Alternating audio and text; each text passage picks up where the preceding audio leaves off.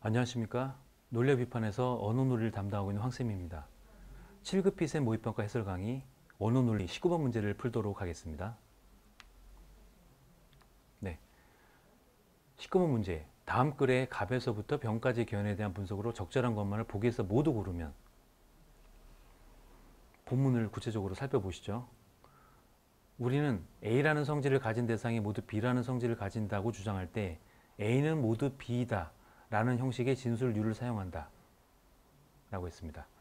그러니까 진술류는 어떤 의미를 가지고 있느냐면 A라는 성질을 가진 대상이 동시에 B라는 성질을 모두 가지고 있어요. 이 경우 우리는 A는 모두 B라고 부른다는 거죠. A라는 성질을 가진 대상이 존재할 때 U가 언제 참이고 언제 거짓인지에 대한 어떤 의견 차이도 없다. A라는 성질을 가진 대상이 존재한다면 U의 진위 여부에 대해서는 어떠한 논란의 여지도 없다는 것입니다. 즉, A라는 성질을 가진 대상이 존재할 때 그 대상들이 모두 B라는 성질을 가진다면 U는 참이고, 그 대상들 중에서 B라는 성질을 가지지 않는 대상이 만약 존재한다면 U는 거짓이 되겠죠. A라는 성질을 가진 대상이 모두 B라는 성질을 가진다고 했기 때문에 그렇죠. 하지만 A라는 성질을 가진 대상이 존재하지 않는다면 진술 U의 진위를 어떻게 판단해야 되는지에 대해서는 여러 가지 견해가 존재한다고 했습니다. 이에 대한 그 여러 가지 견해를 갑, 을, 병이 소개하고 있습니다. 갑은 U의 진술을 A면서 B가 아닌 대상은 하나도 없다라는 주장으로 이해해야 한다라고 말하고 있습니다.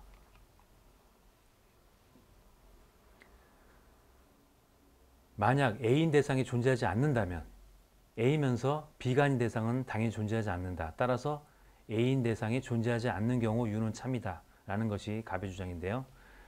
자, 갑이 진술 U의 의미를 A면서 B가 아닌 대상은 하나도 없다 라고 주장했기 때문에 먼저 선제적으로 A인 대상이 존재하지 않는다면 당연히 논리적으로 A면서 B가 아닌 대상이 존재하지 않을 수밖에 없죠. 그렇다면 A인 대상이 존재하지 않는 경우 U는 어쨌든 참이 된다는 겁니다.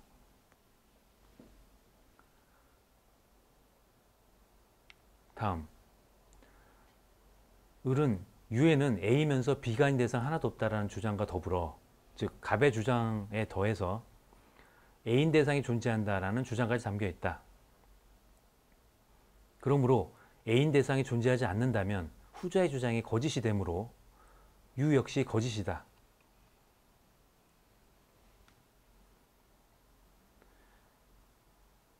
을이 보기에는 진술 U에는 A인 대상이 존재한다는 주장까지 담겨 있기 때문에 A인 대상이 존재하지 않는다는 것은 결국 주장 자체가 거짓으로 성립되기 때문에 진술 U 또한 거짓이라는 것이죠. 다음, 병의 견해를 살펴보도록 하겠습니다. A인 대상이 존재하지 않는다는 것 가지고는 U가 참이라거나 거짓이라고 판별할 수는 없다. 오히려 A인 대상이 존재한다는 것은 U의 진위 판단을 위한 성립 요건이라고 보았습니다.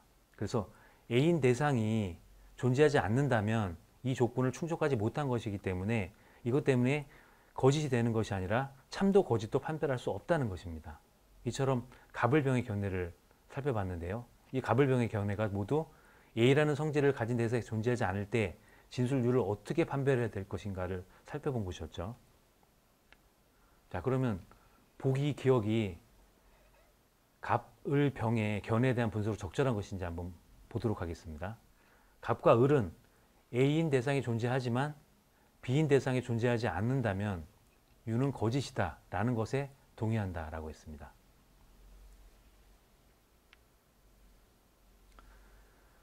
두 번째 문장을 보시면 A라는 성질을 가진 대상이 존재할 때 진술 U가 참이든 거짓이든지에 대해서는 어떠한 의견 차이도 없다고 했어요. 그 내용은 무엇인가요? A라는 성질을 가진 대상이 존재한다면 그 대상은 모두 B라는 성질을 가졌을 때 U는 참이고 그 대상들 중에서 B라는 성질을 가지지 않는 것이 하나라도 있다면 진술 U는 거짓이다 라는 것에 대해서 우리는 모두 어떠한 의견 차이도 없다는 것입니다. 그래서 보기 기억에서 갑과 을 그리고 병까지 포함해서 A인 대상이 존재하지만 B인 대상이 존재하지 않는다면 진술 U는 거짓이다 라는 것에 동의하고 있다는 것이 되죠. 그래서 보기 기억은 적절한 분석이라고 할 수 있습니다.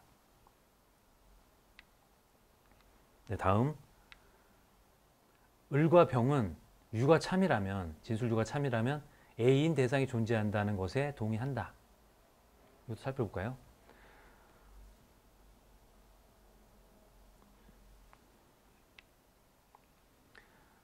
을의 견해에 의하면 진술 U에는 A인 대상이 존재한다는 주장까지 담겨 있어요. 따라서 U가 참이라면 당연히 A인 대상이 존재해야 되겠죠. 이렇기 때문에 을은 U가 참이라면 A인 대상이 존재한다는 것에 동의하고 있습니다.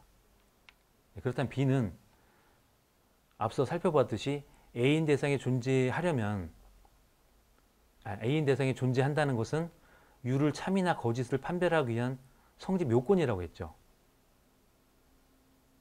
그러니까 A인 대상이 존재하지 않는다면 진술 U는 참도 거짓도 우리가 알아낼 수가 없는데 일단 A인 대상이 존재해야 U가 참일 수도 있고 거짓일 수도 있다는 것이죠. 그래서 병 역시 U가 참이라면 A인 대상이 존재한다는 것에 동의하고 있습니다. 따라서 보기 니은도 적절한 분석이라고 볼 수 있겠죠.